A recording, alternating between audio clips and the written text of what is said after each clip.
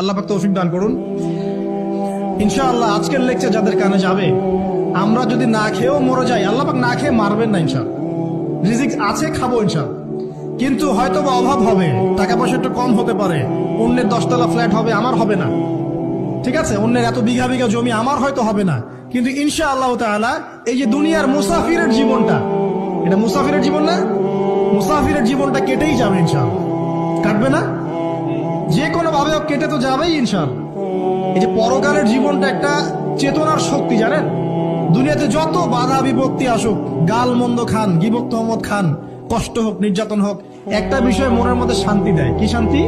যে এই দুনিয়ার জীবনটা তো আর চিরস্থায়ী নয়, এটা তো আর সারা জীবন থাকবে না। ইনশাআল্লাহ এই অবস্থা আস্তে আস্তে পরিবর্তন হয়ে যাবে। ফাইন্না মাআল উসরি ইউসরা, পরকালে ইনশাআল্লাহ পাবো। দুনিয়াতে না পেলে কি হয়েছে, পরকালে পাবো ইনশাআল্লাহ। যুবক ভাই, এসব জেনা ছেড়ে দেন, আল্লাহ রাব্বুল আলামিন আপনার জন্য হুর রেখেছেন জান্নাত, ইনশাআল্লাহ পাবেন ইনশাআল্লাহ। এটা ছেড়ে দেন, সুদ ছেড়ে দেন, আল্লাহ পাক আপনার জন্য হাউজে কাউসার রাখছে ইনশাআল্লাহ, ঠিক আছে। অন্যায় পাপ ছেড়ে দেন, আল্লাহ রাব্বুল আলামিন আপনার জন্য জান্নাত রেডি করে রাখছে ইনশাআল্লাহ। এই দুনিয়ার জীবনটা ধোঁকা, একটা ছোট্ট জীবন, পুরা ধোঁকা, কিচ্ছু নাই এর মধ্যে। আমার কথা শোনেন, এই দুনিয়ার জীবনে কিছুই নাই।